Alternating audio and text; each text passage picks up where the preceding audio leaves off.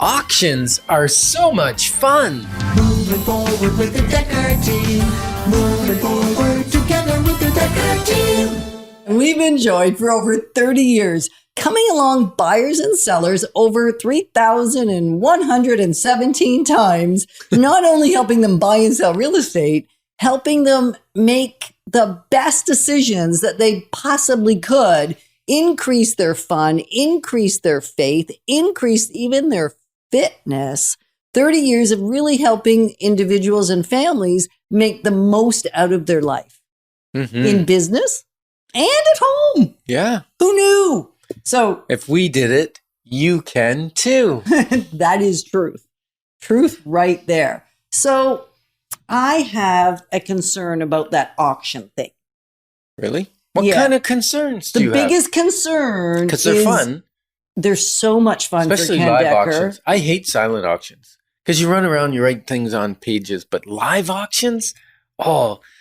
What the problem is, you pay too much too often. Sometimes, yeah. Right. So that's the biggest fear, I think. So in this episode, what you're going to learn is what some of those things are that you need to be aware of, especially as a buyer.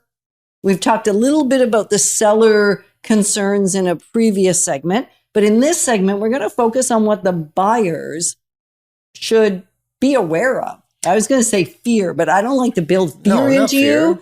Certainly, you want to be aware. Yeah, there's no fear if you have knowledge and you make a wise decision. That's the point, isn't it? It is the decision. So if we talk about one of the things is unconditional offers. See, in the past, before the craziness in real estate, everything was conditional. Pretty much. Like it was like once every 6 months, we'd write something up that had 0 conditions in it. Right. And now almost half of them or a third of them are no conditions. Well, and it was because you're in multiple bids and you need to take out your home inspection or your finance. You need to do all that in advance. Right. But with an auction, Ken, hold on. Yes. At one point, it was up to 2/3 almost that were unconditional, that were just firm. Now, there is a contrast before you go down this road, because I think it's important to understand the distinction between condition and terms.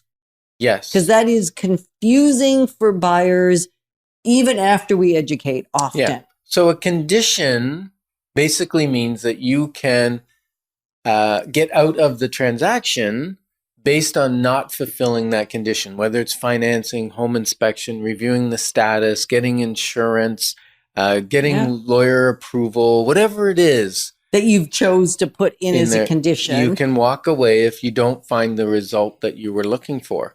Right. Now, a term, on the other hand, does not make the contract non-binding.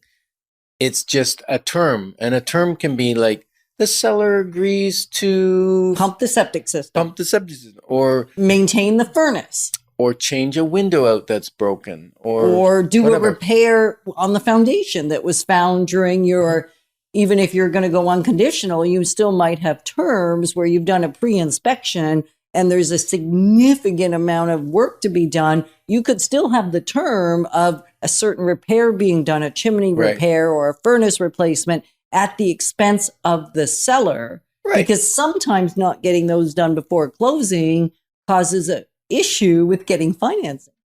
Right. Or sometimes the buyer, once they use up all their money on the down payment, they don't have the money to do a major repair, like change the shingles. We've written offers where it has a term that the seller will put new shingles on a certain color, a certain quality by a certain company prior to closing, and then we just elevate the price a little bit. Or have it negotiate, depends on the market you're in. Because in certain markets, it's the seller's problem, not the buyer's problem. And in other markets, it's more the buyer's problem, not the seller's problem. So with an auction, you're buying as is, where is. Right. No terms. You can't put any terms into the... So that's why we're bringing this up. You can't put conditions. And you can't put terms, and they're distinctly different and provide a different level of benefit to the buyer. Right. The other thing with an auction is you want to know, are the people you're bidding against real people? Are some of them the seller because the seller wants the price to go higher? Are they allowed to bid on their own property? Maybe they are, and maybe that's totally.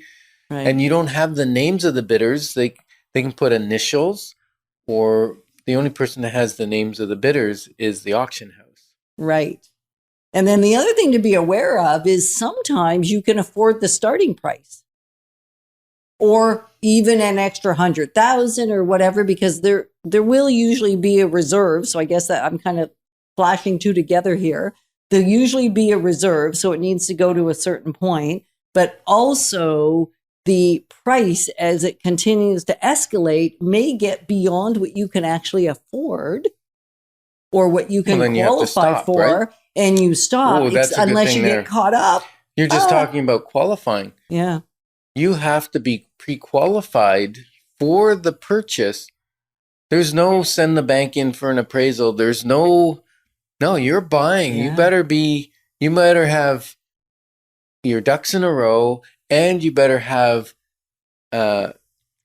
item B, like you have your A financing, but you better have some secondary financing in case something goes wrong, and even C, like family members to help you if something goes wrong. Because when you bid, you put your deposit, you've bought the property if you're the highest bid. Right. And unless you want to get into a legal mess, which is really what would happen if you didn't close on what you've purchased, because you've bought and not paid for yet, but you have negotiated a legal binding contract, even if you thought something was going to be great about the house, and then now the financing doesn't get through, because sometimes it's just the appraised value, but most people don't pay for an appraisal in advance, because now you can do that 6 times, 10 times. 55 is the highest I heard, where somebody put 55 offers in before they got their house. Now that's extreme, but certainly 10 or 12 is not that uncommon